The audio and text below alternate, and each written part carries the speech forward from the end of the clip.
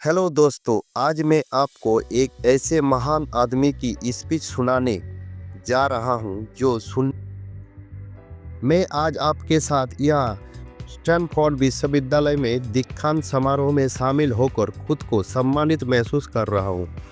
मैं वास्तव में कभी किसी कॉलेज से पास नहीं हुआ और आज पहली बार मैं किसी दीक्षांत समारोह के इतने करीब हूं। आज मैं आपको अपनी ज़िंदगी से 3 कहानियाँ सुनाने जा रहा हूँ, बस 3 कहानियाँ। मैंने रीड कॉलेज में दाखिला तो लिया था, लेकिन 6 महीने के बाद ही उसे छोड़ दिया। हालांकि मैंने कॉलेज पूरी तरह छोड़ा नहीं, बल्कि अगले 18 महीने तक मैं वहाँ अलग-अलग क्लास में जाता रहा। ये सब क्यों हुआ? इसकी कहानी कुछ इस तरह है। मेरी माँ अविवाहित थी जब मैं पैदा हुआ था। उन्होंने मुझे गोद देने का फैसला किया। वो चाहती थी कि मुझे कोई कॉलेज शिक्षित दंपति गोद ले, लेकिन अंत में एक साधारण दंपति ने मुझे गोद लिया, जिन्होंने वादा किया था कि वो मुझे कॉलेज भेजेंगे। जब मैं कॉलेज गया तो मैंने देखा कि मेरे माता पिता की सारी बचत मेरी फीस भरने में जा रही है। मुझे इस पढ़ाई का कोई फ़ायदा नहीं दिख रहा था, इसलिए मैंने कॉलेज छोड़ने का फैसला किया। लेकिन इससे मुझे बहुत डर भी लग रहा था। जब मैं कॉलेज में नहीं था तो मेरे पास कोई निश्चित क्लास नहीं थी। मैं वही रुक कर उन क्लास में जाता जो मुझे दिलचस्प लगती। मैं कैलीग्राफी सुंदर लेखन की एक क्लास में गया, जहां मुझे अलग अलग फॉन्ट और टाइपोग्राफी के बारे में सीखने को मिला। उस समय तो ये सब बेकार लग रहा था, लेकिन 10 साल बाद जब हमने पहला मैकिन्टोश कंप्यूटर बना रहे थे, तब मैंने वहाँ सीखा हुआ डिजाइन उसमें इस्तेमाल किया। अगर मैंने वो क्लास ना ली होती तो शायद मैक में इतने सुंदर फॉन्ट ना होते। अब भविष्य में आगे बढ़ते समय घटनाओं को नहीं जोड़ सकते, आप उन्हें केवल पीछे मुड़कर देख सकते हैं। इसलिए आपको अपने भविष्य पर भरोसा करना होगा कि ये डॉट्स किसी न किसी तरह जुड़ेंगे।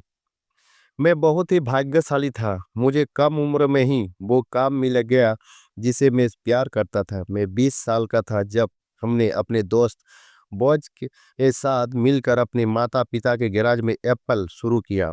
हमने बहुत मेहनत की और 10 साल में एप्पल 2 लोगों की कंपनी से बढ़कर $2 बिलियन और 4,000 कर्मचारी वाली कंपनी बन गई। लेकिन फिर 30 साल की उम्र में मुझे कंपनी से निकाल दिया गया। जिस कंपनी को मैंने बनाया था वही अब मुझे बाहर निकाल रही थी। ये मेरी जिंदगी का सबसे बुरा अनुभव था। कुछ समय तक मैं बहुत हताश था, लेकिन फिर मुझे एहसास हुआ कि मैंने अपने काम से अभी भी उतना ही प्यार करता था, इसलिए मैंने फिर से शुरुआत की। उस दौरान मैंने नेक्स्ट और पिक्सर नाम की 2 कंपनियां बनाई। पिक्सर ने दुनिया की पहली computer animated film toy story बनाई और आज ये दुनिया का सबसे सफल एनिमेशन स्टूडियो है। बाद में एप्पल ने नेक्स्ट को खरीद लिया और मैं दोबारा एप्पल में लौट आया। अगर मुझे एप्पल से ना निकाला जाता तो शायद ये सब ना होता। कभी कभी जिंदगी आपको सिर पर ईंट मार कर जगाती है, लेकिन अपने प्यार को मत छोड़ो। अगर आप किसी चीज से सच्चा प्यार करते हो तो कभी हार मत हो।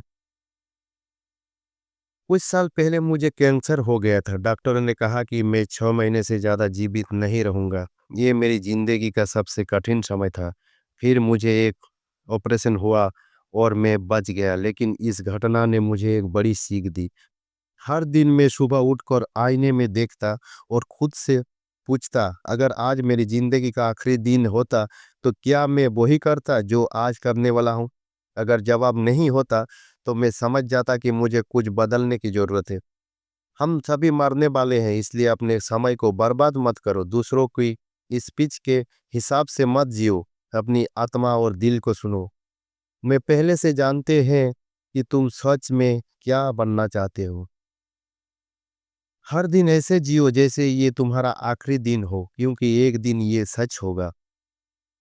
जब मैं छोटा था तब मैंने द होल अर्थ कैटलॉग नाम की एक किताब पढ़ी थी। उसमें आखिरी पेज पर लिखा था, स्टे हंग्री स्टे फॉलीज। हमेशा भूखे रहो, हमेशा मूर्ख बने रहो। ये मेरे लिए एक प्रेरणा थी।